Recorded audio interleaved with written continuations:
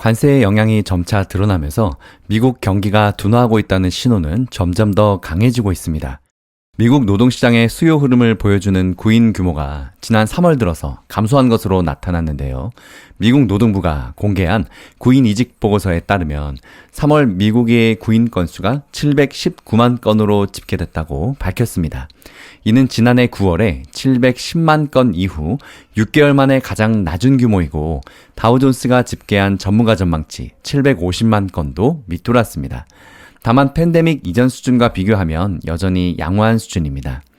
관세에 의한 인플레이션 우려에 소비자들의 심리는 계속 악화되고 있는데요. 미국 경제조사단체인 컨퍼런스 보드에 따르면 4월 미국의 소비자 신뢰지수가 86을 기록했는데 1985년 100을 기준으로 3월 대비 7.9포인트 하락했다고 밝혔습니다. 지난달에 비해서 큰 폭의 낙폭인데요. 다우존스가 집계한 전문가 전망치인 87.3도 밑돌았습니다. 컨퍼런스 보드의 소비자 신뢰지수는 지난해 12월 이후 5개월째 하락세를 이어가고 있는데요. 컨퍼런스 보드의 소비자 신뢰지수는 경제 주체의 심리를 반영한다는 측면에서 실물 경기의 선행지표로 간주됩니다. 특히 소득, 사업, 노동시장에 대한 소비자의 단기 전망을 반영한 기대지수는 12.5포인트나 급락해서 54.4로 이는 글로벌 금융위기의 영향이 남아있던 2011년 10월 이후 가장 낮은 수준을 기록해서 13년여 만에 최저치를 기록했습니다. 이 지표는 설문조사에 기반한 소프트 경제 지표로 고용과 소비, 투자 등의 실제 경제활동에 기반한 하드 지표와는 구분됩니다. 3월에 미국의 상품 무역 적자도 1월에 이어서 또다시 사상 최대치를 경신했는데요. 미국 상무부가 발표한 3월 상품 무역 속보치에 따르면 3월 미국의 상품 무역 적자는 전월보다 6.9% 늘어난 1,620억 달러를 기록했습니다. 이는 블룸버그가 집계한 시장 예상치 1,450억 달러를 웃돈 수치입니다. 무역 적자 증가로 월스트리트의 여러 이코노미스트들은 1분기 국내 총생산 GDP 증가율이 점점 마이너스로 갈 것으로 보고 있는데요. 골드만삭스는 1분기 연 성장률 전망치를 기존의 마이너스 0.2%에서 무려 마이너스 0.8%로 하향 조정했습니다.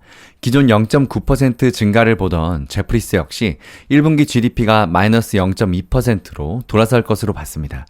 BNP 파리바도 전망치를 1%포인트 하향 조정해서 마이너스 0.6%로 낮췄습니다. 또 JP모건의 수석 미국 이코노미스트 마이클 캐펜도 1분기 GDP가 마이너스 1.5%로 위축될 것으로 예상했습니다. 오늘 알파벳은 0.22% 밀린 162.06달러를 기록했고 아마존은 0.17% 내린 187.39달러로 마감했습니다.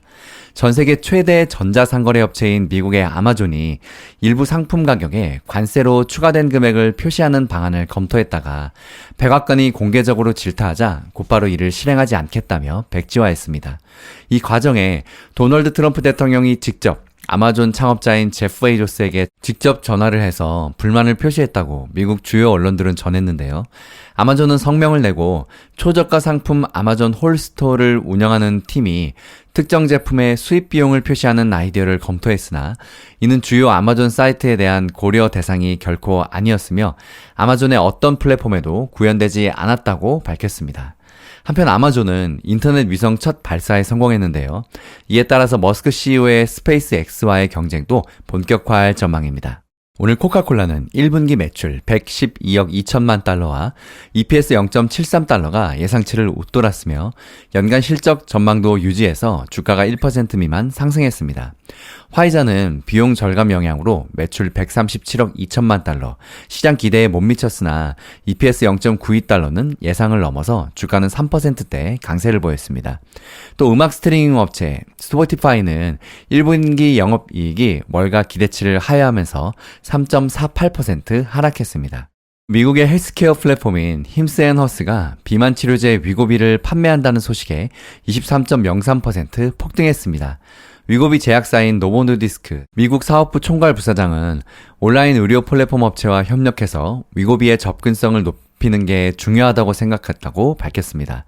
소비자들은 힘스앤허스를 통해서 노보노디스크의 온라인 약국 플랫폼인 노보노케어에 접근할 수 있게 됩니다.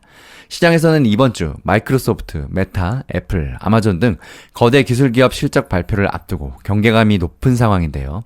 팩트셋에 따르면 S&P 500의 기업 중에 36%가 1분기 실적을 발표했으며 이 중 73%가 월가 추정치를 상회해서 5년 평균 77%에는 미달했습니다. 오늘도 전문가들의 많은 평이 나왔는데요. 주가 조정 이후 매수세가 유입되면서 최근 상승 흐름이 주도권을 되찾기 시작했다고 평가했습니다. 먼저 HSBC의 전략가는 긍정적인 측면으로는 트럼프 행정부가 변동성을 일으키기는 했지만 이른바 트럼프 풋이 점점 더 가시화되고 있고 무역 긴장에 대한 출구 전략과 무역 합의에 대한 논의가 최근 더 커지고 있다고 말했습니다. 그들은 반면 경기 침체에 대한 우려도 더 커지고 있으며 일부는 이미 가격에 반영되어 있지만 우리는 이것이 상승 여력을 제한한다고 본다고 덧붙였습니다. 또 다른 전문가들은 정책 변화에 대한 최악의 시나리오는 이미 반영되어 있을 수 있다고 본다며 하지만 기업의 비용과 수익처럼 시장의 중요한 분야에서 여전히 불확실성이 크고 최근 저점 대비 밸류에이션도 이미 개선된 상태이기 때문에 시장의 변동성은 계속될 가능성이 높다고 지적했습니다. 또 무역 측면에서 어느 정도 해결되기 전까지는 다른 문제는 별로 중요하지 않다고 하는데요. 이번 실적 분기에 시장의 상승 또는 하락에 실질적으로 영향을 미칠 만한 지표가 나올지 모르겠다며 우리는 정책으로 인한 매도세와 잠재적 경기 침체에 빠져 있고 이를 벗어나기 위해서는 정책 변화가 필요할 것이라고 지적하기도 했습니다. 또 다른 전략가는 많은 경제 지표가 혼재돼 나올 것이고 앞으로 한두 달 동안은 관세의 영향을 분별하기가 어려울 것이라며 관세 영향을 많이 받는 기업들은 예상대로 실적 전망치를 축소하거나 철회할 수 있다고 말했습니다. 다음 기름값 봅니다. 국제유가는 석유 수출기구 오펙과 주요 산유국의 협의체인 오펙 플러스의 증산에 대비하고 관세 정책으로 인한 경기 침체 우려에 주목하면서 급락했습니다. WTI는 전장보다 2.63% 떨어진 배럴당 60.42달러에 장을 마감했고 브렌트유는 2.44% 떨어진 배럴당 64.25달러에 거래를 마쳤습니다. 로이터 통신 조사에 따르면 대다수 이코노미스트들은 트럼프 대통령의 공격적인 관세 정책으로 올해 세계 경제가 경기 침체에 빠질 가능성이 높다고 전망하고 있는데요. 특히 원유 시장에서는 원유 소비 상위국인 미국과 중국의 대치가 이어지고 있다는 점에서 원유 수요와 가격 전망치를 급격히 낮췄습니다. 전문가들은 미국과 중국 간의 무역 흐름이 준금수 조치 수준으로 둔화했다며 주요 교역국과 미국이 아무런 합의도 하지 못한 채 시간이 흘러갈수록 전 세계적인 수요 붕괴 상황이 더 가까워지고 있다고 말했습니다. 특히 소비재 수입 규모가 1028억 달러로 트럼프 대통령의 관세 발표를 앞두고 선주문에 나선 기업이 급증했다는 의미임과 동시에 무역이 미국의 1분기 경제 성장 걸림돌이 됐다는 뜻이라고 CNBC는 평가했습니다. 원유 산업도 관세 충격을 받고 있는데요. 영국 석유회사 BP는 정제 및 가스 거래 부진으로 순이익이 예상보다 48%나 급감한 14억 달러를 기록했고 에너지 시장은 이번 주 발표될 미국 석유 메이저인 엑선모빌과 쉐보론의 실적에도 주목하고 있습니다. 이렇게 경기 침체 우려가 커지는 가운데 오펙 플러스의 증산은 유가에 하방 압력을 가할 것으로 보입니다. 미국 증시 브리핑 이것으로 마칩니다. 다음 영상은 힐링 여행자님의 영상으로 이어집니다. 힐링 가족 여러분 항상 힘내세요. 성공투자 파이팅!